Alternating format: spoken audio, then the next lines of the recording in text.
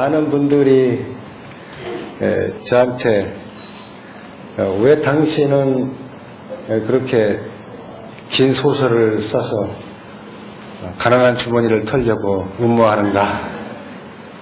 무슨 할 이야기가 그렇게 많아서 10권도 아니고 32권을 계속해서 썼는가? 그리고 문학과 역사라는 과연 무엇인가? 그 구분을 어떻게 해야 하는가? 하는 많은 의문들을 가지고 질문을 하고자 합니다.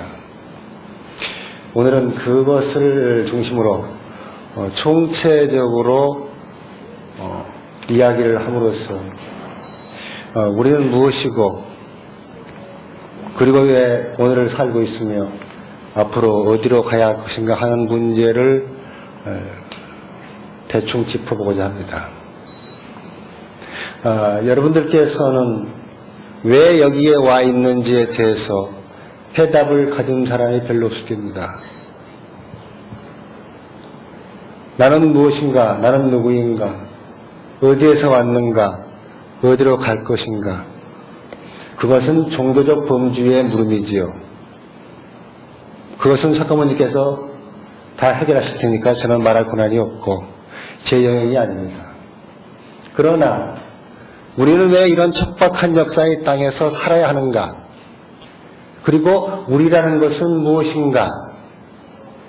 지금 이렇게 모여있는 우리들은 서로의 관계가 무슨 관계가 있는가 하는 문제는 역사적인 문제고 사회적인 문제고 민족적인 문제이기 때문에 바로 그 대목에서 작가가 역할을 해야 할 부분이 있고 그 대목을 제가 오늘 말하고자 합니다. 지금 2003년입니다. 1002년, 지금으로부터 100년 전에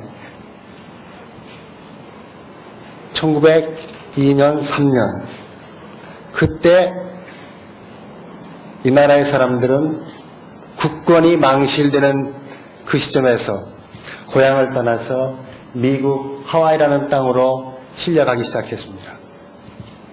그래서 금년이 하와이 이민 100주년이라고 합니다. 그 100년의 역사는 우리에게 어떤 것인가? 그 역사의 정체를 제대로 알아야만 앞으로 우리의 100년 역사가 어떻게 될 것인가, 그리고 우리는 어떻게 살아야 할 것인가 하는 좌표가 보일 것이고 설정될 것이고 그 목표를 정하지 않고서는 우리 미래의 삶이 존속될 수가 없다고 저는 생각합니다. 지금 여러분들께서는 특히 절대법당에서 대한민국 제일 큰 종교의 제일 본산인 대법당에서 지금 와 계신 분들은 인간 존재에 대한 문제에 대해서는 많은 질문을 갖고 계실 겁니다. 그 존재의 문제가 나로 끝나는 것이 아니고 나와 함께 있는 이웃, 가족을 벗어나서 나와 함께 있는 이웃과 같이 갈 수밖에 없다는 필연성이 있다는 것을 인식해야만 역사라고 하는 것이 무엇인지를 밝힐 수 있게 됩니다. 자, 여러분들은 세계 지도 가끔 보시지요. 그 세계 지도를 보면서 대한민국이라는 땅덩어리를 몇 번이나 유심히 봤습니까? 한 번도 안 본 분 계십니까? 없다고 생각하고 봤는데 어떻든가요? 그 크기가 손톱만 하지요. 세계의 땅덩어리 중에서 넓은 땅도 많은데 한반도 그 땅은 손톱만 해요. 그 땅의 반이 지금 우리가 살고 있는 법적 근거를 가지고 있는 대한민국이라는 땅덩어리고 그 나머지 이쪽 반은 우리와 역사를 공유한 민족유산은 같대 정치적으로 우리와 원한 관계를 가지고 있는 땅이라는 것을 인식할 수 있을 겁니다. 그 필요성은 무엇인가를 여러분 생각해 보셨습니까? 안 해봤지요? 해본 분도 있겠지요? 자, 지금부터 묻습니다. 타임머신을 타고 우리는 지구를 떠납니다. 여러분들은 어떻게 되어왔죠? 엄마 뱃속에서 태어났지요. 그 누가 태어나게 했죠? 엄마 아버지가? 아니잖아요. 엄마 아버지는 중재자일 뿐이에요. 우리를 태어나게 한 중개 역할을 한 자들일 뿐이에요. 무엇이 우리를 태어나겠어요? 몰라요. 그 막연한 그 무엇이 있어요. 그 막연한 그 무엇인 타임머신을 타고 우리 이제 날아갑니다. 지구를 떠납니다. 떠나서 보니까 뭐가 보입니까? 보이는 거 아무것도 없죠. 자, 여러분, 여름에 제일 잘 보이는 별자리가 뭐죠? 북두칠성입니다. 그렇죠? 그 다음에 뭡니까? 긴 별자리 은하수지요. 은하수에 별이 몇 개 있습니까? 셀 수 없다. 아, 그게 참 종교적인 말이고 셀 수 있어요. 대충 현대 물리학이 그 수를 세본 바에 의하면 1000억 개라고 합니다. 1000억 개. 여러분, 1억을 숫자를 하나부터 시작해서 씌워본 적 있습니까? 없죠. 그냥 막연하게 1억이라고 우리는 알고 있습니다. 그거 돈 발생인데 뭐하러 쉬워요? 사실 그래요. 억이라는 것은 무슨 뜻이냐면 인변의, 사람 인변의 뜻의자예요. 뜻의자. 실제하는 숫자가 아니고 사람의 마음속에만 있는 숫자가 억이라는 숫자라고요. 그러니까 한자가 만들어지던 그 시절에는 경제 구조가 약해서 숫자를 만들다 보니까 억이라는 숫자를 만드는데 그건 실제하는 숫자가 아니라 마음속에만 있다. 그런데 자본주의가 발달하다 보니까 억이 수없이 혹여진 숫자가 나오더라. 그게 뭐예요? 조. 조는 억이 몇 개 모으는 거예요? 모으는 것도 많네. 이건 인식하자는 거죠. 몇 개 모으셨어요? 10,000개요, 10,000개. 나는 처음에 모모 대통령이 돈을 1조를 떼먹었다고 그래서 그 1조가 어디 몇 개인지를 계산을 못해가지고 물어봤어, 그 동생한테. 야, 도대체 몇 개냐? 그랬더니 10,000개래요, 10,000개. 사람의 뜻 속에만 있는 숫자가 억인데 그 억이 1,000억 개가 모아진 게 은하수래요. 그러면 그 은하수가 우주에는 얼마나 있겠어요? 은하수는 하나밖에 없습니까? 우리 주관으로 볼 때 그렇고 만원경으로 살펴보니까 몇 개가 있어요? 또 1,000억 개가 있대요. 그러므로 우주에는 끝이 있다 없다? 없다. 우주는 모양도 크기도 아무도 모른다. 그 무수한 별들의 세계, 그것을 부처님께서는 일찍이 설파하실 때 뭐라고 했다? 수억겁이라고 했다. 겁이란 건 뭔가? 세상이 개벽, 하나의 세상이 새로 태어나서 없어지는 그 사이의 세월을 겁이라고 한다. 이걸 현대 물리학용어로 뭐라고 했어? 빅뱅. 적은 우주가 살다가 지쳐서 죽으면 폭발을 해서 소우주가 생긴다. 그것을 우리는 이미 부처님께서는 2500년 전에 다 아셔서 억겁이라고 말로 표현했어요. 그 끝없는 우주의 넓이 속에서 우리는 그 어느 별에 있다가 이 지구라는 조그만 별에 산보로를 나오는 것이다. 이게 탄생설화예요. 이해가 됩니까? 아니라고 말하는 사람 손 들어봐요. 그 사람은 바보예요. 상상력이 없어요. 그렇게 된 거예요. 그러므로 인연은 대단히 오묘하고 끝도 한도 없이 신비에 감춰져 있다. 그러므로 우리의 탄생에 대해서 알 사람이 없고 그저 살아있는 동안 잠깐 소풍 나온 이 소풍을 착하게 살자. 그게 부처님 가르친 게 있죠. 자, 그런데 그 많은 별 속에서 하필이면 우리는 지구라는 데 왔고 지구라는 데서 또 어디 왔어요? 대한민국에 왔고 대한민국에 와가지고 여기에 모여 앉아있다. 이게 얼마나 아슬아슬한 필연이에요. 무슨 말인지 알아들어요? 이 상상력에 충분히 동화되어야만 문학을 비로소 이해할 수 있다. 그러므로 부처님께서 옷깃만 스쳐도 인연이라 했다는 말의 소중함이 바로 거기에 있는 거예요. 산자랑 구비를 돌아가는 여인의 치맛자랑만 봐도 인연이다. 그러므로 부부 인연은 전생천년, 현생천년, 후생천년, 3천년 인연이 모아져야 부부가 된다. 죽은 걸 어떻게 우리는 60년밖에 못 사는데 현생이 천년이 있으니까 그게 또 오묘한 문학이잖아요. 그걸 따지면 안 되지요. 그렇다고 그렇게 믿어버리고 그래야 이게 종교가 성립되는 거고 문학이 성립되는 거라고요.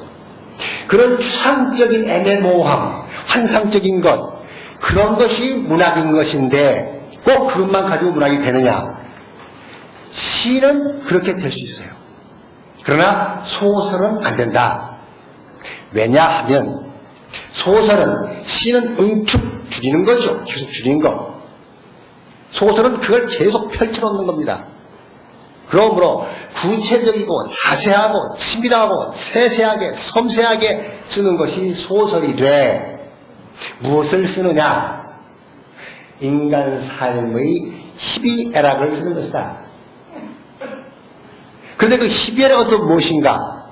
우리 인간들이 삶을 살되 그것이 기록, 문자로 남지 않으면 우리가 살았다는 흔적이 없지요. 그리고 옳게 살았냐 그르게 살았냐의 선택의 여지가 없지요.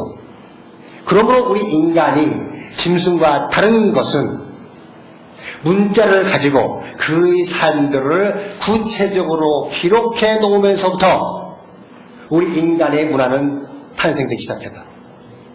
그러므로 문자가 없는 그전 시대는 있었다고 하는 설화만 있을 뿐이지 어떻게 있었는지를 모르기 때문에 우리에게 본보기가 되지 않고 우리가 오늘날과 같은 이런 문명과 문화를 향유할 수 있는 것도 문자를 통해서 전달했기 때문에 그 전달을 토대로 발전을 시켜서 오늘에 이르는 것이다. 그래서 우리가 종교와 미신을 구분하는 것도 바로 그 문자성의 유무를 가지고 이야기하는 겁니다. 문자를 가지고 논리적으로 체계적으로 교리를 성립해 놓은 것, 그것이 종교고 그 문자가 없이 구전된 풍습적 습관적인 것만 가지고 있는 것이 미신이죠. 인간의 삶이 역사로 형성된다는 것, 그것은 곧 기록을 갖는 것이다. 바로 그것이 문학이지요. 그런데 역사의 기록성은 과연 얼마나 그것이 진실한 것인가 하는데 의심을 가져야 한다. 많은 사람들은 역사 기록이 전부 진실이라고 믿는데 큰 착각을 하고 있습니다. 역사는 필요한 것을 기록을 하되 그 기록들이 100% 전체가 다 진실일 수는 없습니다. 또한 사실일 수도 없습니다. 지금까지 역사가 전체가 진실이고 사실이라고 믿어왔던 분들은 오늘 이 시점에 완전히 그 의식을 바꾸면 그거 하나만 얻어도 오늘 이 자리에 발품을 판 이유가 분명해집니다. 특히 지금 우리 현대인들 한국의 삶을 철저하게 구성하고 있는 것이 뭐죠? 전두환 군부 독재입니까? 이데올로기 분단이지요. 우리 민족이 반으로 갈려져 있다. 이것이 우리의 삶을 구속할 뿐만 아니고 역사가 진실하지 않고 사실이 아니게끔 거짓 투성이라고 하는 것을 반증해주는 좋은 예가 되고 있습니다. 다시 말하면 남쪽은 자유민주주의를 신장하고 김일성 공산주의 사회주의에 대적하기 위해서 철저하게 사회주의는 나쁘다고 애들한테 가르쳤습니다. 저것은 소련의 괴뢰고, 괴뢰는 뭐지요? 꼭두각시. 꼭두각시는 뭐지요? 자기의 생각이나 의식 없이 남이 시키는 대로 하는 대로 따라서 하는 것을 꼭두각시라고 하지요. 그뿐만 아니고 김일성 도당들은 공산주의자들은 도깨비고 뿔나고 뻗어기 나가지고 사람 피 빨아먹는 흡혈귀다 하고 애들한테 가르쳤어요. 그리고 포스터를 그렇게 했어요. 여러분도 그렇게 그렸잖아요. 그렇게 했죠? 아는 사람 좀 들어봐요. 그 사람은 이 땅에서 살지 않은 사람이에요. 달란에서 온 사람이라고. 그러면 우리만 그랬냐? 아니에요. 똑같이 김일성 집단도 남쪽 미 괴뢰들 그렇게 했고 미제국주의자 군대 15명이 있다. 그런데 영영한 인민군대가 총을 쏴서 5명을 죽였다. 몇 사람 남냐? 10명 남았다. 그게 저쪽 초등학교 1, 2학년 산수책에 나오고 있다고요. 자, 여러분, 우리 민족이 5,000년을 살아왔는데 이데올로기 때문에 분단되었다. 그러므로 민족을 수고는 통일하다고 끝없이 이야기를 합니다. 통일되어야 한다고.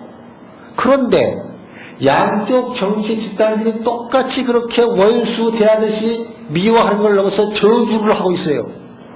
때려 죽입니다. 그렇다면 통일이 되겠습니까? 돼야 안 돼요? 영원히 안 되지요. 말로는 통일하자고 하면서 속으로는 철저하게 통일을 안 하겠다는 소리밖에 안 하고 있는 거지요. 그러니 통일이 안 되어서 신문에 난 이야기만 술 먹고 해도 빨갱이 새끼라고 잡아다가 중앙정부 데려다가 죽여 패고 한 게 노태우 정권이 계속됐던 거 아닙니까? 그렇게 우리의 기본적인 자유마저도 억압을 하면서 독재를 계속했어요. 네가 까불면 김일성이가 쳐내려와. 그래야 꼼짝마. 북쪽에서는 네가 까불면 네 제국주의 악당이 누구 도당들이 총을 나와. 꼼짝마. 그렇게 해서 독재를 양쪽에서 30년, 40년, 50년씩 해먹었다고요. 그러니 작가라는 것은 인간의 삶의 희열학을 쓴다고 했습니다. 쓰되 그 진실을 쓰지 않으면 안 되지요. 문자가 시간과 공간을 초월해서 10년, 20년, 100년 후까지 남으려고 한다면 오로지 진실 그것을 쓰지 않으면 안 되는 거지요. 중국에서 이런 말이 있습니다. 말로 지은 원하는 100년을 가고 글로 지은 원하는 10,000년을 간다. 이건 글자의 생명이라고 하는 것이 10,000년을 간다는 이야기지요. 그 10,000년이라는 것은 그냥 숫자 10,000년입니까? 아니죠. 영원히 간다 그 소리죠. 그러면 작가가 문자로서 자기의 생각을 남기는 소설을 10,000년이 가도록 바란다면 어떻게 거짓을 쓰고 그것이 10,000년이 가기를 바라겠는가? 그래서 이런 말이 있습니다. 세계 문화사관이 정의하기를 두 개의 대립되는 정치 집단들이 서로 충돌을 해서 일으킨 불행과 갈등은 그들로서는 영원히 해결이 안 된다. 그러므로 문학이 그 중간 여과 과정을 거쳐야만 비로소 가능하다. 그 문화라는 것 속에 문학이 포함됩니다. 그래서 저는 태백산맥을 쓰기 전에 분단의 문제, 6.25의 비극에 대한 문제를 대략 제 소설의 60% 정도를 썼습니다. 쓰고 또 쓴 이유는 하나를 써놓고 나도 완성이 안 된 거예요. 또 하나를 써놓고 나서 또 완성이 안 되는 거예요. 그렇게 해서 소설책 8권 중에서 6권 정도를 분단 이야기만을 썼어요. 그것도 단편으로 쓰다 보니까 중편으로 쓰고, 중편으로 쓰다 보니까 장편으로 쓰고. 그래도 안 돼요. 안 되는 이유가 뭐겠어요? 저만 그런 게 아니라 대한민국 작가들이 거의가 다 분단 문학이 60%예요. 또 썼어요. 왜 그랬겠어요? 이거 알면 아리랑 한 줄 좋겠네. 여러분, 국가보안법이 있잖아요. 예?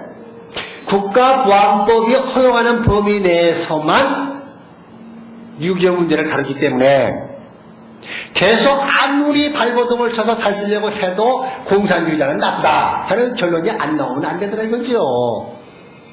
그러니까 진짜 써야 할 거 빼놓고 쓰니까 계속 미완성이니까 또 써보고 또 써보고 또 써보고.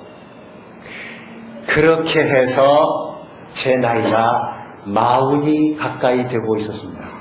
제가 28에 금단을 했는데, 수도가 됐는데 40의 나이를 바라보는데도 민족의 최대의 수건인 통일의 문제, 분단의 문제에 대해서 이거다 하고 완성되지 못하게 작품을 미완성적으로 써놓은 것이 둔채로 40의 나이가 되고 있어요. 40의 나이를 눈물과에 보낼 거냐? 이래서는 안 되겠다. 그래서 제대로 써야 되겠다.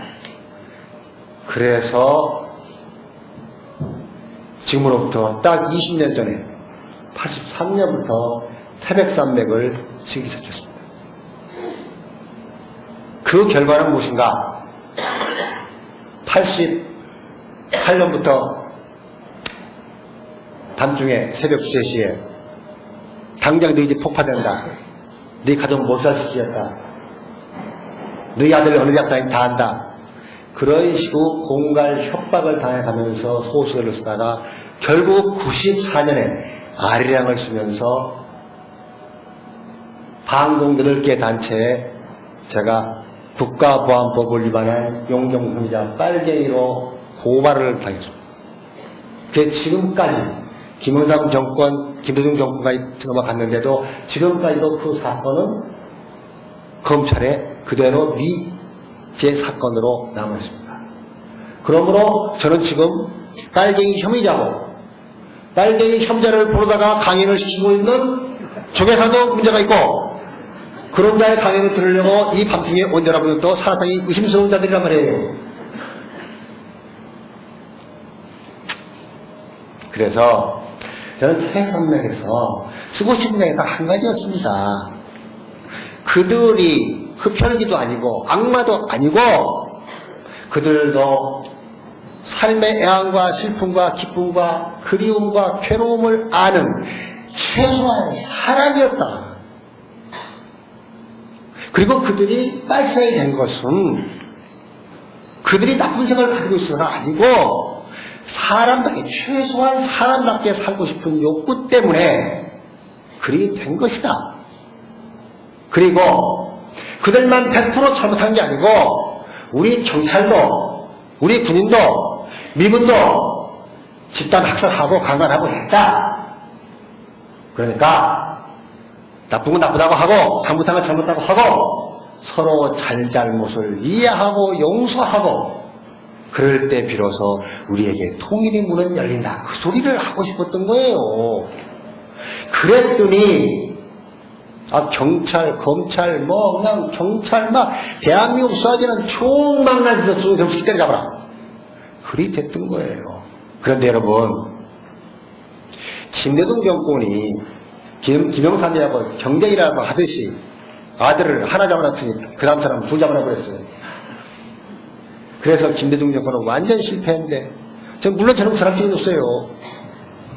너무 배신감이 느껴져가지고 그 사람 재임 기간 동안에 두 번째 식물 대통령이라고 하는 제가 칼라까지 써버렸습니다. 그러나 김대중 정권에서 한 가지 정말 잘한 게 있잖아요. 6.15 공동선언. 김정일과 함께 만나서 공동선언을 했어요. 그건 뭔가 그전까지 서로 원수 대하듯이 했던 정치 집단이 서로 만나서 악수하면서 우리 이제 통일로 가자. 서로 거짓말 그만하고 증오 그만하고 통일로 가자 하는 분단 시대로부터 통일의 시대로 바꾼 대역사적 정기를 마련했다는 것이 엄청나게 중요한 것입니다. 그러므로 자식 열을 감옥에 보내도 좋고 그 일을 하나만 잘했으니까 김대중이 그래도 성공한 대통령이 아닌가 저는 그렇게 생각합니다.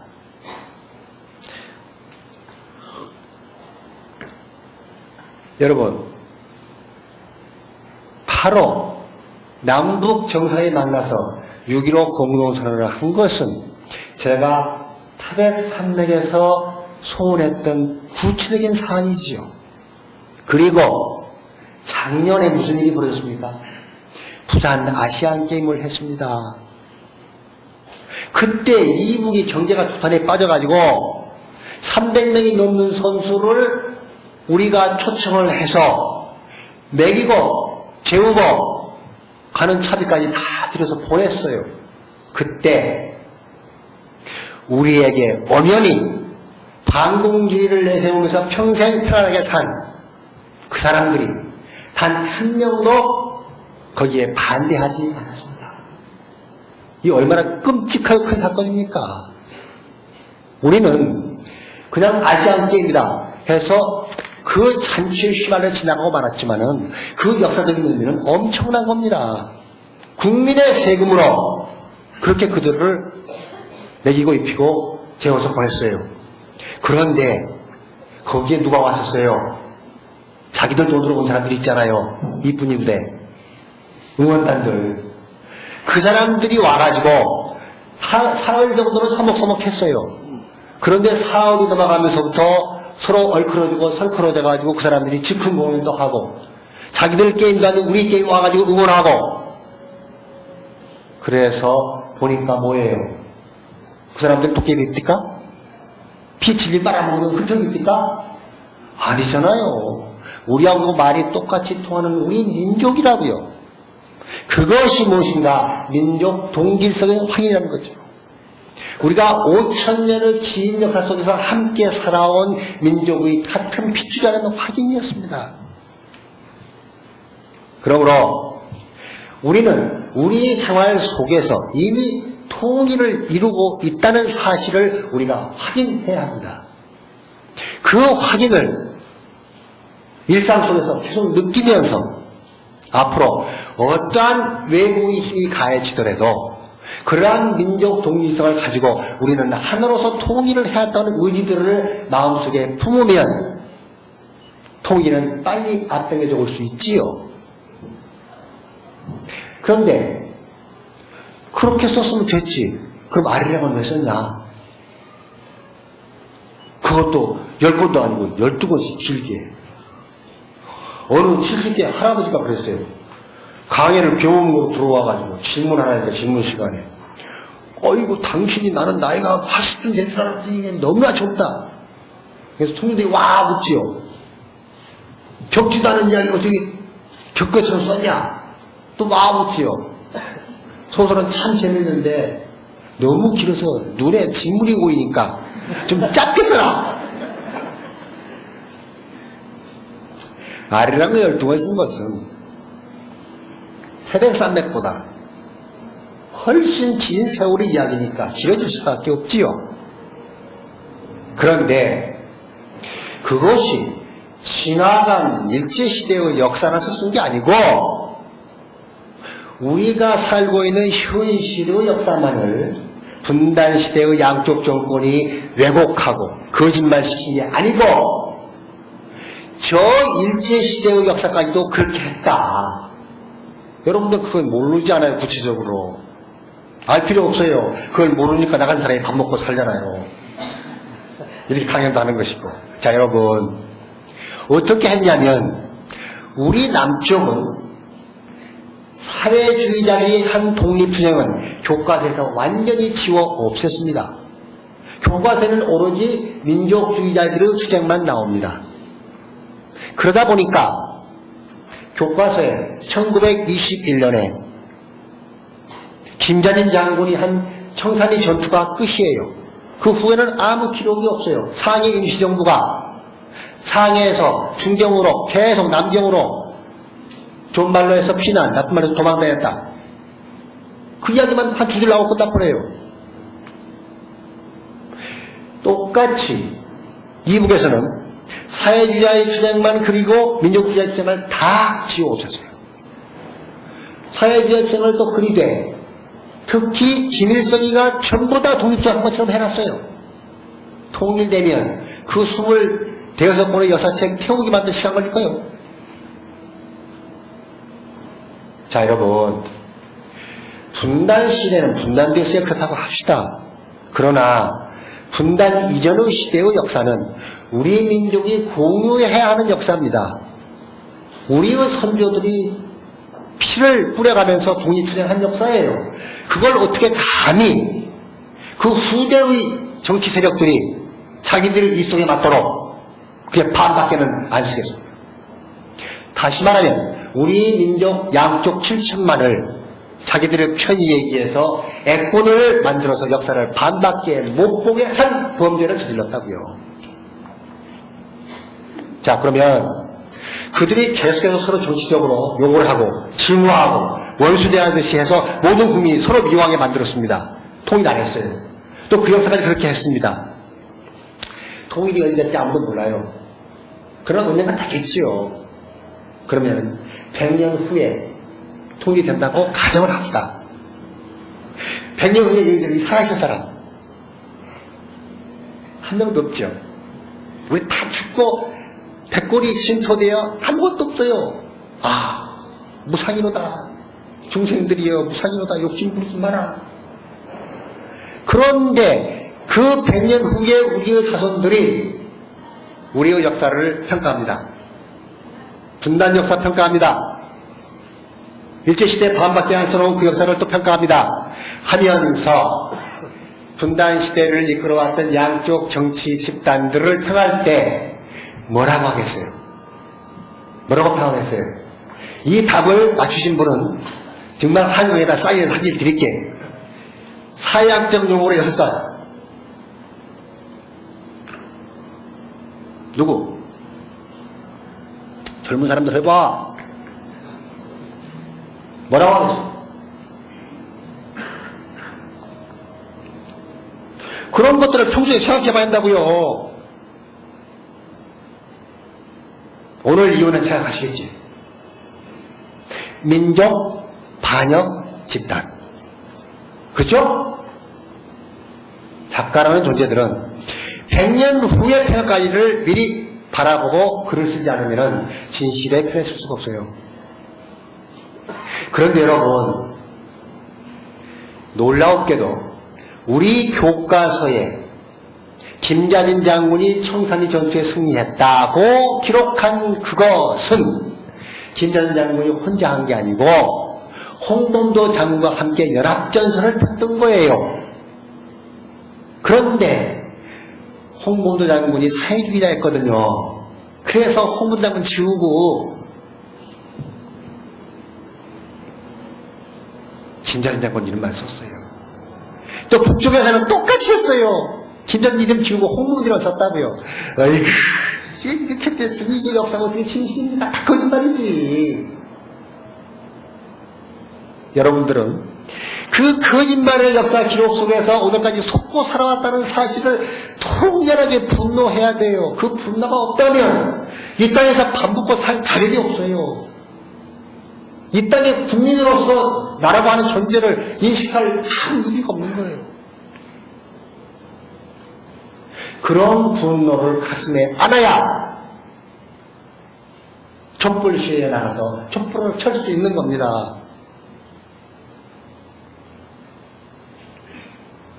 단일한 사건 하나만도 그렇게 새빨간 거짓말로 반토막으로 기록을 했으니 그 나머지 사회주의자들이란 투쟁 다 지운 거 너무 당연하고 저쪽에서 민주주의자들이 지운 건 너무 당연하지요.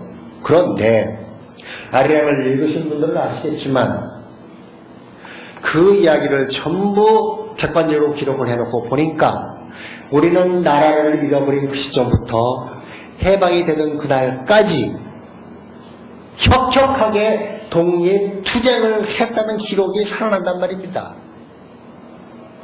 우리가 독립을 한 것은 강대국이 일본을 무찔러서 우리에게 준 선물이 아니고 우리가 싸워서 쟁취한 것이다.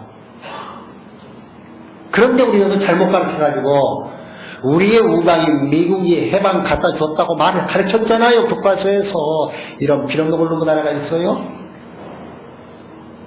미군이, 하지장군이 9월 17일에 서울에 진주하면서 우리는 38선 이남 땅을 점령한다고 말했어요. 점령. 소련도 마찬가지로 북한 땅에 8월 12일 날 들어오면서 점령한다고 했어요. 그들이 점령했다고 하는데 왜 우리는 점령이라는 말을 빼버리고 우리 쪽으로 해방시켰다고 말합니까? 이런 병신새끼들이 어디 있어요? 그게 역사학자들이 한 짓이라고요. 역사학자가 그럼 그렇게 했냐? 정권 담당자들이 시키니까 했지요. 시킨다고 해? 그들이 그렇게 직무유기를 했기 때문에 제가 트랙산맥 아리랑을 써서 밥벌이를 할 수 있었겠지요. 좋도록 생각합시다.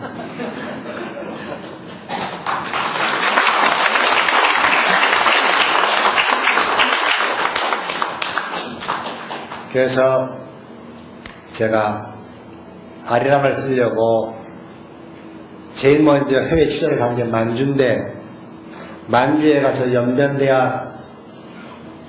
연변대학은 여러분 잘 아시다시피 조선족들이 만든 대학이고 그 연변대학이 중국에는 54부터 56가지 소수민족들이 합해져 있습니다. 그 중에 하나가 조선족인데 그 소수민족 중에서 유일하게 조선족만 대학을 가지고 있어요. 그리고 조선족 자치주는 소수민족 자치주 중에서 제일 먼저 자치주로 허가가 됐어요. 그것은 모택동이가 인자해서 그런 게 아니고 우리가 중국의 항일 무장대와 우리 민족이 함께 힘을 합해서 만주 동북 삼성에서 싸운 역사, 그것이 동북 항일연군입니다. 그 부대 이름이. 거기에 김일성도 포함되어 있어요. 그 부대에. 그 동북 항일연군 중에 요즘 말로 편전하면 대개 연대장급이 김일성이었던 거예요. 그 연대장급의 김일성과 같은 사람들이 약 250명 한국인들이 있었고 그 밑에 5, 6천 명의 한국 독립투쟁하는 사람들이 중국 군대와 함께 일본과 싸웠어요. 그 혁혁한 업적 때문에 호민텔은 국제공산당 모스크바에 있었던 거기에서 한국인들의 이 업적을 인정해서 반드시 그만큼 보답을 해야 한다 해서 자치주 결정이 1927년에 이미 결정이 됐었어요. 그 결정에 입각해서 중국이 모택동이가 해방되자마자 제일 먼저 자치주로 인정을 했고 그 연변대학을 그때 당시 서열 2위였던 주덕이라는 사람이 직접 친필로 연변대학이라고 써준 거예요. 모택동에 와야 되는데 너무 급하고 너무 멀리 떨어지기 때문에 못 오고 주덕을 대신 보냈어요. 그리고 주덕이가 늙어가지고 점점 나이가 많아져가지고 서열 8위로 밀려나면서 죽었죠. 주덕은 연안 군대의 총사령관이었습니다. 그러니까 모택동 바로 미치였죠. 해방이 될 당시에. 그러한 업적을 가지고 중국의 역사와 한국 역사를 공유하고 있는 것이 조선족 자치주의 우리 동포들입니다. 그리고 중국 사람들에게 쌀밥을 먹여준 사람들이 바로 우리 동포들이에요. 우리들은 쌀밥을 몇 년 동안 먹었기 때문에 어디를 가든지 쌀밥을 안 먹으면 못 살아요. 밀가루를 먹으면 소화를 못 시켜요. 소화 이 인자가 쌀만 소화시키도록 변형되어 있다고요. 그래서 만주 땅에 가가지고도 만주 사람들은 밀만 갈아 먹었지 쌀 농사를 몰랐거든요. 그래서 물 있는 데만 사야 되겠어요. 부덩이만. 그게 지금 만주 땅을 가보면 거의 저녁에 논이 펼쳐져 있는데 그 논들은 전부 우리 한국 사람들이 논으로 개발했다고 생각하면 틀림없이 100점이에요. 그리고 연해주에 가보세요. 거기에 가면은 또 논들이 묵정밭으로 차풀이만 보여 있어요. 그것은 1937년에 스탈린에 의해서 20만 명이 강제 이주를 당해서 타슈겐트로 중앙아시아로 밀려갔지 않습니까? 가면서 10만 명이 죽었어요. 얼어 죽고 굶어 죽고 총 맞아 죽고 병들어 죽고. 그에 가면서 할아버지가 배고 자는 건 뭐예요? 벽시. 그걸 먹으면 안 돼. 다 굶어 죽으니까. 굶으면서도 그걸 가져갔어요. 할아버지가 굶어 죽어서 이건 먹지 마라. 그래서 소금만 나는 그 중앙아시아에 가지고 또 벼농사를 지었어요. 그래서 지금 타슈겐트 쪽에 논이 많은 것도 다 우리 선조들이 가서 이룬 거예요. 그래서 그 땅에서 23명의 노령 영웅이 나타나가지고 고르바초프 때 농림상 고문이 조선족이었다는 사실이 바로 그런 역사를 표현하는 겁니다. 우리 민족이 그렇게 쓰라리게 고통스럽게 살아왔는데 어떻게 그 역사를 반토막을 낼 수 있겠는가 해서 연변대학 역사 교수를 찾아갔더니 박창욱 교수라는 분이 내가 아리랑을 쓰려고 하는 이유를 처음 듣더니 젊은이가 어떻게 그런 생각을 했는가. 저는 지금 금년에 환갑입니다. 근데 아리랑을 쓸 때는 90년이니까 그때 50이었어요. 나에게도 청춘이 있었다. 그 양반이 그때 애손 대선 있으니까 그 양반 보면 내가 볼 때는 젊은이로 보였겠죠. 하는 말이 바로 그거다. 그것을 우리가 역사 복원을 하지 않으면 분단이 극복이 안 되는데 소설로도 하는 것이 굉장히 급합니다. 열심히 해라 하면서 그 양반이 이틀에 걸쳐서 정말 진지하게 당신이 겪은 바를 증언을 해주셨습니다. 그 아리랑을 읽어보면 거기에 나와있는 장소와 사건의 미세한 부분들은 제가 만들고 창작하고 띄워붙이고 했지만 거기 기록된 역사 사실들만은 전부 진실이라고요. 그래서 김일성에 대해서 이쪽에서 거짓말이라고 했잖아요. 그 가짜다. 근데 그 사람이 가짜입니까? 아니지요. 독립운동 한 건 진짜라고요. 그것을 침소 봉대에서 막뻥튀기 했은 건 가짜지만 독립운동 한 건 진짜잖아요. 근데 새빨간 기준은 가짜라고 가르쳤거든요. 이게 얼마나 창피한 겁니까? 그런데 그걸 진짜다 이렇게 소설을 쓰면 그때 내가 고발당하고 있을 때인데 곱빼기로 고발당할 수 있잖아요. 그래서 어떻게 하다가 그 당시에 조선일보 동아일보에서 김일성이가 보천도를 습격했다 하는 호해가 나왔다고요. 발간됐었어요. 그 호해를 소설에다 그대로 집어넣음으로써 그가 진짜라는 말을 했어요. 한 가지 제가 바꿨지요. 습격이라는 말은 뭐예요? 일본 놈들 입장에서 볼 때 습격이고 우리 독립군 입장에서 볼 때는 뭐예요? 진공, 나가서 쳤다. 그래서 습격을 진공이라고 바꿨어요. 아리랑을 읽으신 분들 이런 부분은 세상에 못 봤을 거야. 그렇다고 작가가 가로쳐놓고 이것을 똑똑히 봐라 그럴 수는 없다며 이거. 그래서 진정한 독서란 건 뭐냐? 안광이 지배를 철하도록 읽는 것이다. 눈빛이 집에 종이 뒷면을 뚫게 읽는 것이다. 아니 눈을 부르준다고 종이가 뚫려요? 그 말이 아니고 의식이 생각이 그 속에 담겨있는 속뜻까지를 완전히 파악하도록 읽어야 된다.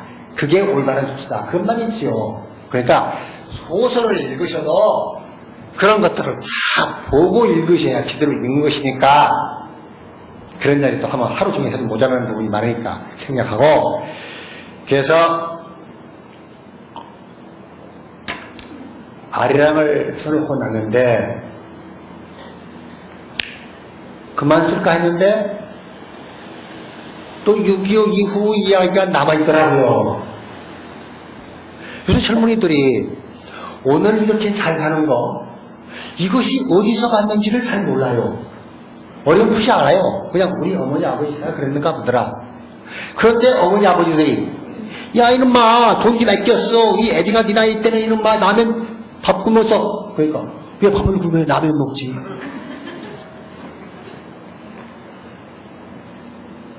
여러분 우리가 해방되고 나서 하지가 미군을 이끌고 들어와서 군정을 실시할 때 쌀을 통제했습니다. 쌀이 없어요. 그래서 쌀 달라고 난리가 나요. 6개월 만에 쌀이 10배로 올랐어요. 대구 11 폭동이 바로 그 쌀 문제 때문에 일어난 거지요. 서울시청광장에 매일 쌀 달라고 난리 때문에 왔어요. 그때 하지가 뭐라고 한 줄 알아요? 왜 한국 사람들은 쌀만 밥만 먹으려고 그러냐? 빵을 먹지. 배부른 놈들 하는 소리지요.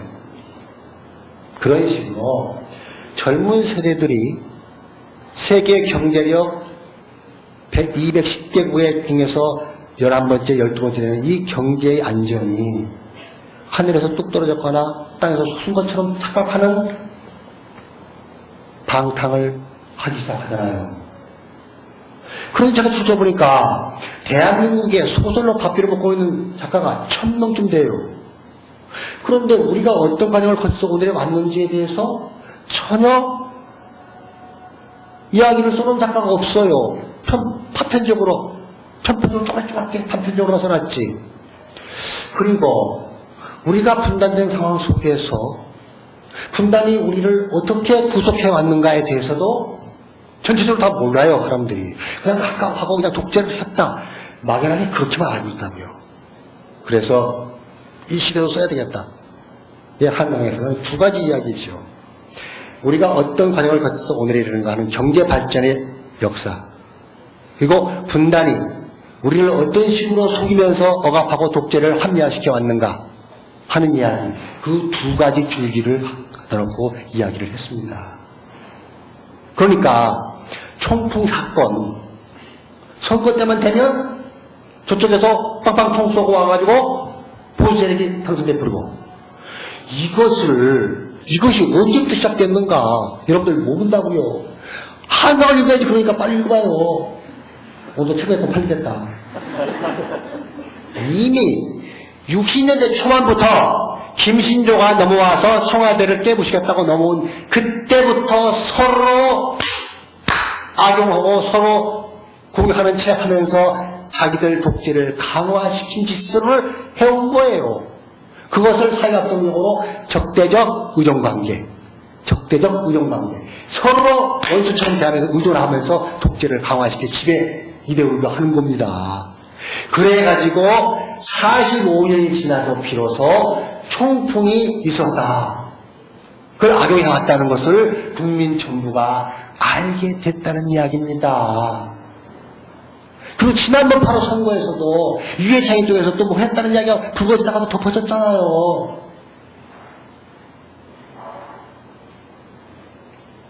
보세요. 이쪽에서 그렇지 않아도 김대중이가 빨갱이라고 자꾸 의심스럽다고 말을 하는데, 선거 때가 되면 저쪽에서 김대중을 지지한다고 방송을 해요. 예? 평양 방송을 한다고요. 아니, 그러면 그 말 듣고 김대중 지지하는 사람 누가 있어요? 그걸 받아가지고 악용하는 건 누군데? 바로 보수 세력들이 악용하잖아요. 봐라 말이야. 이웃 방송 이렇게 했으니 빨갱이다. 그러면 사람들이 검찔려가지고 그냥 바로 그냥 보수가 다 찍어버렸다고요. 그래서 노태우가 또 당선돼버린 거예요. 그렇게 여러분들은 속아 살았어요. 꼭 들어가시는 바로 여러분이다. 아, 미안해요. 여러분들 아니고 우리들이다. 역사라는 그렇게 무섭고 끔찍하게 거짓말을 하면서 이끌어져 오는 것입니다. 그래서 그런 역사를 살아온 우리가, 제가 한강을 써놓고 나니까 제 홈페이지에 우수하게 많은 젊은 독자들이 독후감을 써올립니다. 어느 여든이 그렇게 썼어요. 자기 아버지가 사우디에서 4년쯤인가 근무를 했는데, 일했는데 자기는 아버지가 뭔가 자랑스럽지 못하고 그걸 감추고 싶었대요. 그런데 한강을 읽고 나니까 우리 아버지가 얼마나 훌륭하신 분인지 비로소 깨달았다.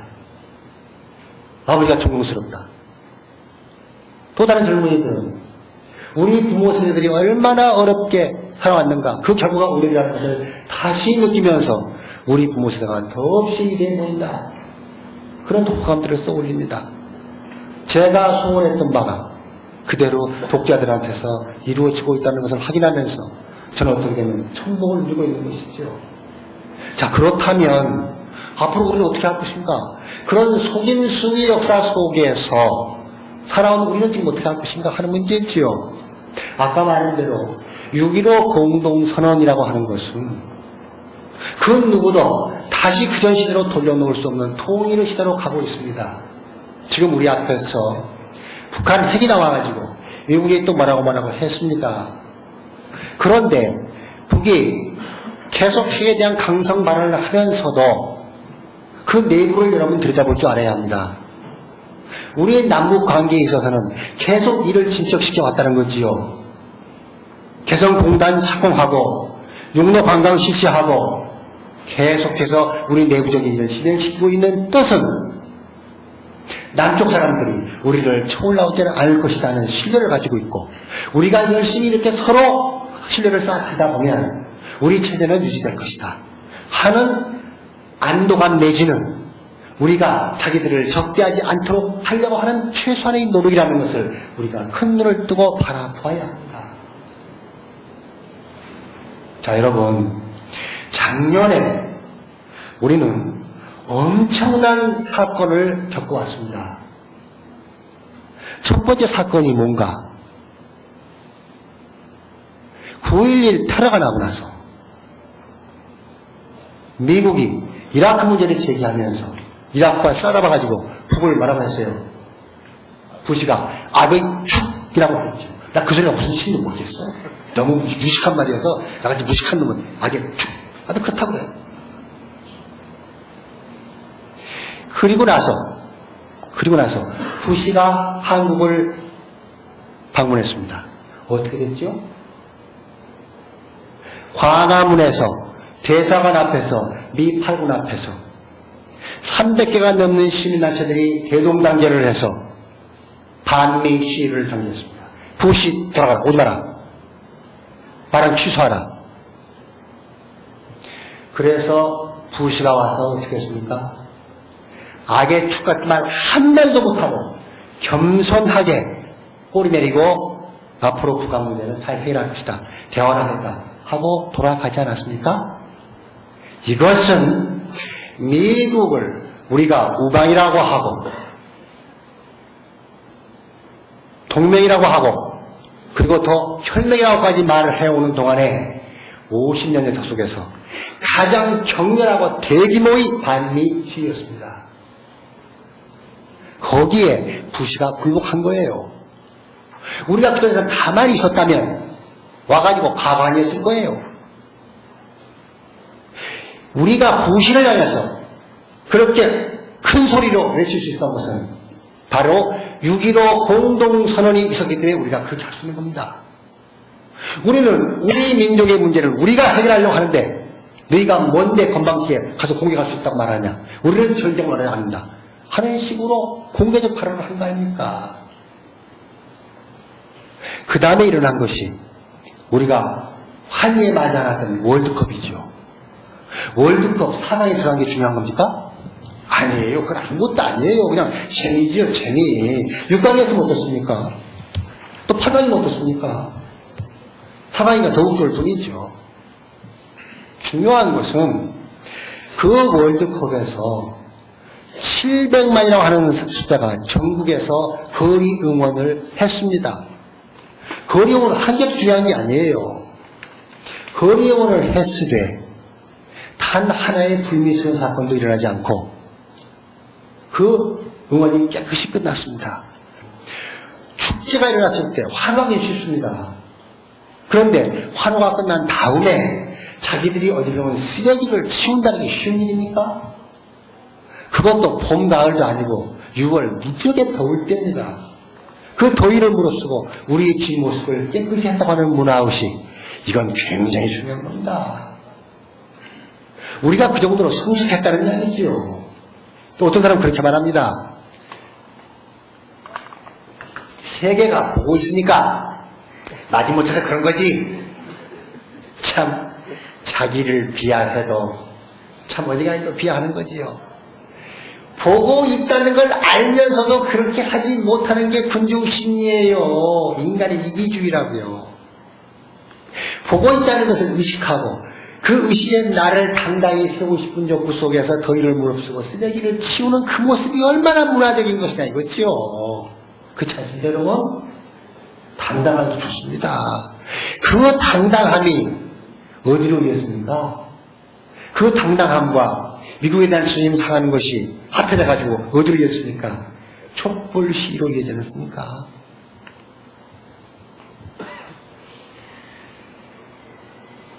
그 촛불 시위, 그건 예사 것이 아니에요.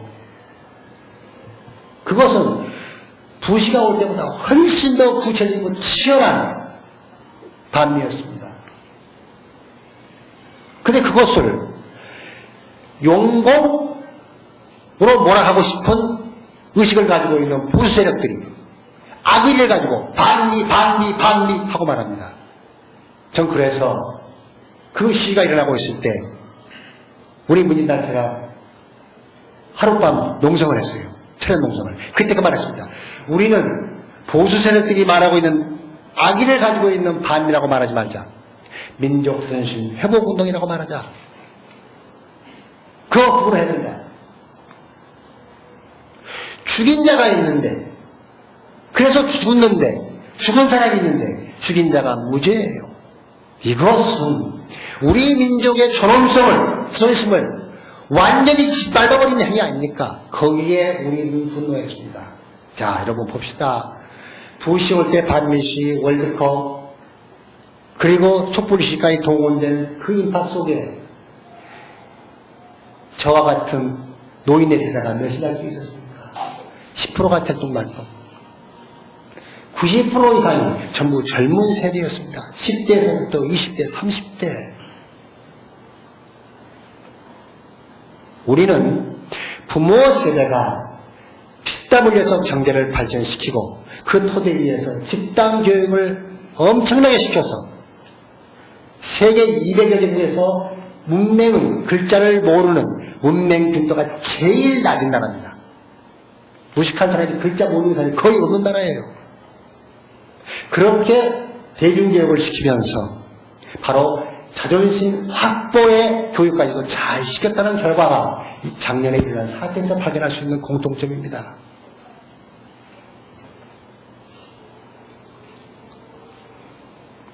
젊은 세대고 늙은 세대들이 철없다, 책임없다, 함부로 한다. 그것은 기성세대의 이기주의죠. 파렴치함이에요. 기득권 유지를 위한 악이에요. 미국의 일시다시식품에 청바지에 미국의 문화에 가장 많이 접해져 있고 물들어 있는 게 바로 10대, 20대 아닙니까? 그들은 미국의 문화와 친숙한 것은 그것은 그 대목이고 민족 선심을 짓밟는 것만큼은 못 견디겠다 하고 그 전 세대들이 미국의 말이면 꼼짝 못하고 굽신굽신하고 할 말이 있어도 꿍얼꿍얼 말하지 않고 했던 굴종적인 역사를 단호히 거부한 것이 부시 반미시였고 촛불시였다고 저는 생각합니다. 그런 토대 위에서 20, 30대가 일으킨 또 하나의 정치혁명이 젊은 노무현이라는 대통령을 뽑은 거 아니겠습니까? 그런데 또 기득권을 행사하고 있는 보수신문들이 세대 간의 갈등이라고 또 마구 이야기를 써댑니다. 그거 참 나쁜 거지요. 지금도 엄연히 사회의 모든 분야는 50대, 60대들이 장악하고 있습니다.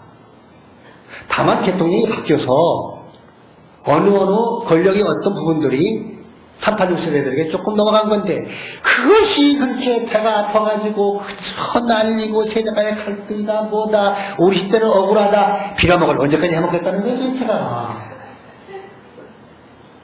이래 갖고는 안 되지요. 그러면 여러분들 신문도 믿지 마세요. 모든 것은 자기 주관을 가지고 자기 사회의식과 역사의식을 가지고 사태를 높게 객관적으로 보려고 하는 노력들을 함으로써 그래서 내가 어디에 있는가, 나는 누구인가, 나는 앞으로 어떤 방향으로 인생을 살아갈 것인가 하는 좌표들이 만들어지게 된다는 이야기를 하고 싶습니다. 제가 작가로서 판단하기에 이 땅은 장래가 대단히 밝습니다. 젊은이들이 건강하기 때문에. 그리고 저를 포함한 구시대들은 이제 물러가야 합니다. 그들이 물론 고생했습니다. 고생한 것은 부모 세대들이 당연히 해야 하는 자식을 위한 투자입니다. 그것을 똥을 뭉개는 나이까지 누리려고 하는 것, 그것이 또 이기주의예요. 그건 사회를 망치는 것입니다. 운동선수가 은퇴를 하듯이 사회 모든 분야에서 공헌했으면 은퇴하는 시대를 아름답게 맞아들이는 아량이 있어야 합니다. 전 그래서 앞으로 소설도 쉬엄쉬엄 쓸 것이고 저보고 독자를 한강 입고 나서 그 다음 시대를 또 대한소설로 쓰라. 선생님밖에 쓰라는 게 없다. 아무도 참 멋지게 하더라고. 기분 좋지요. 그러나 부처님께서 이르시기를 탐욕이 너를 망칠 것이다 하셨습니다. 권력만 탐욕입니까? 일욕심도 탐욕이지요. 저는 늙어서 손잡는 재미를 느꼈으니 또 대하소설을 쓰다 보면 쓰다가 죽을 것이니 부처님 말씀 따라서 탐욕을 버리고 앞으로는 짧은 소설만 쓰면서 이 세상을 위하여 소설이 아닌 직언을 해가면서 노년의 세월을 마치려고 합니다. 늙은 세대들은 늙은 것을 아름답게 받아들일 줄 알아야 하고, 젊은 세대는 늙은 세대들이 하는 수고에 대해서 고마워할 줄 아는 겸손을 가질 때 그 삶은 아름답게 될 것입니다. 그리고 우리의 힘이 얼마나 큰 것인가 하는 것을 이번 이라크 전쟁을 보고 여러분들은 느끼실 수 있어야 합니다. 광주 사태라고 하는 것이 일어났을 때 광주에서 단 하나의 약탈 사건도 없었다고 하는 것을 우리는 근기로 가지고 있습니다. 이라크 전쟁이 됐는데 어떻게 됐습니까? 좋습니다. 집권 세력들이 부정부패해서 민중들이 가난했으니까 뭐 소파도 가져가고 뭣도 가져갈 수 있어요. 그러나 어찌 환자들이 있는 병원까지 약탈을 하며 또 어찌 수천 년에 걸쳐 있는 문화재가 들어있는 박물관까지 약탈을 합니까? 우리는 월드컵이 일어났을 때 깨끗하게 비청소한 민족입니다. 그런 짓은 차마 시켜도 안 하겠지요. 그 정도의 궁지감과 우리의 선언은 있습니다. 그리고 노무현 대통령이 다음 달에 미국을 가는데 거기에 준비의 과정으로 부시가 그 밑에 누구누구 참모들이 한국의 문제는 대화로서 풀겠다는 이야기를 계속 하고 있습니다. 이것은 그들이 자비로워서가 아니지요. 한국이라는 나라를 접해보니까 옛날이 아니다, 달라졌다 하는 것을 인식하기 시작했습니다. 자, 여러분, 마지막으로 제가 한 가지만 읽어드릴 테니까 똑똑히 들으시기 바랍니다. 이것은 오늘 아침 한겨레 신문에 보도된 사실입니다. 한겨레 신문 안 보시고 조중동만 보는 사람 많을지도 모르니까 미국 중앙정보국장을 지낸 제임스 울시가 최근 이런 연설을 했다. 우리는 4차 세계대전을 시작했다. 이번 전쟁이라는 이라크 전쟁입니다. 이번 전쟁은 단순히 테러와의 전쟁이 아니라 20세기 내내 1차 대전과 2차 대전, 그리고 냉전, 즉 3차 대전에서 우리가 건설하고 지키려고 했던 자유주의 문명을 위협하는 아랍과 이슬람권 지역으로 민주주의를 확대하려는 전쟁이기 때문에 4차 대전이라고 부른다 그 말입니다. 이라크 외에도 이란과 시리아, 수단, 리비아는 이런저런 방법으로 테러를 배후 조종하거나 지원하고 있다. 이번 전쟁은 중동의 면모를 바꿀 수 있을 때까지 결코 끝나지 않을 것이다. 우리는 지금 이라크에서 중동 변화의 서막을 열었다. 여러분, 우리는 냉전 시대에 6.25라는 열전을 치렀다고 저는 말해왔습니다. 그런데 미국의 중앙정보국장, CIA 국장인 자가 그 냉전을 3차 세계대전이라고 명명을 했습니다. 이게 국제 강대국들의 음모입니다. 여러분, 일제 30년 동안에 우리 민족이 일본 놈들의 손에 죽은 숫자가 몇 명이나 아십니까? 모르죠. 교과서에서 안 가르쳤습니다. 대략 400만쯤 됩니다. 400만. 제가 200자 원고지 2만 매를 썼습니다. 띄어쓰기를 떼면 200자 원고지에서 띄어쓰기를 떼면 대략 170자 정도가 판정이 들어갑니다. 2만 장을 쓴다 한들 제가 쓸 수 있는 글자는 400만 자가 못 됩니다. 이 사실을 저는 아리랑을 쓰기 전에 백지에다가 빨간 글씨로 써서 책상 앞에다 붙였습니다. 내가 아리랑을 쓰는 글자 한자 한자는 우리 민족이 죽어간 그 숫자가 그 소리죠. 그러므로 잘 쓰겠다 하는 각오를 한 것입니다. 그러면 6.25 때 죽은 숫자가 얼마나 나왔습니까? 이것도 교과서에 안 나오잖아요. 교과서에 안 나오는 것만 다. 그냥 헷갈리기 말이죠. 대략 350만 명이 죽었습니다. 군인, 민간인 다 합해서. 보십시오. 36년에 죽은 숫자가 400만인데 단 3년 동안에 죽은 숫자가 350만 명이에요. 돈 350만 원이 아니라고요. 그게 미소가 한치입니다. 이 땅에서. 그리고 월남전에서 월남전 8년 동안에 180만 명이 죽었습니다. 그리고 중남미에서 미국이 자기들 멋대로 손아귀에 넣기서 독재정권을 수립하면서 저항하는 사람들 죽어간 숫자가 또 얼마이겠습니까? 냉전이라는 허울 속에서 죽어간 숫자가 거의 1000만에 이르는 숫자를 우리는 기록하면서 이 세기를 마쳤습니다. 자, 한국 땅에서 다시 전쟁이 일어나서는 안 되는 이유는 왜 그런가? 동족이기 때문에 그렇습니까? 그건 그 다음 단계지요. 6.25 때 350만이 죽었는데 지금 남쪽, 북쪽 정기군의 숫자는 6.25 때 10배로 늘어나 있습니다. 화력은 100배로 늘어나 있습니다. 무슨 말인지 아시죠? 전쟁이 일어나면 그 병력, 그 화력을 다 쓸 것입니다. 그러면 얼마가 죽겠습니까? 대충 2, 3천만 명이 죽습니다. 그렇다면 서울특별시에 살고 있는 여러분과 내가 그 수위에서 벗어나려고 생각할 수 있습니까? 벗어날 수 있다면 아니 망상가지, 바보지. 그래서 우리는 이 땅에서 전쟁은 더 이상 있을 수 없다고 생각하는 거죠. 우리만 그렇게 인식하는 게 아니고 북쪽도 마찬가지이기 때문에 내부적인 신뢰를 공고히 함으로써 미국이 멋대로 하지 못하게 하려고 하는 의지를 서로 표현하고 있는 것입니다. 그런 토대에 의해서 미국이 북한의 문제는 평화적으로 대화로 해결하겠다 하는 이야기를 하는 것입니다. 우리들의 의지가 반영되고 있다는 것을 다시 한번 인식하십시다.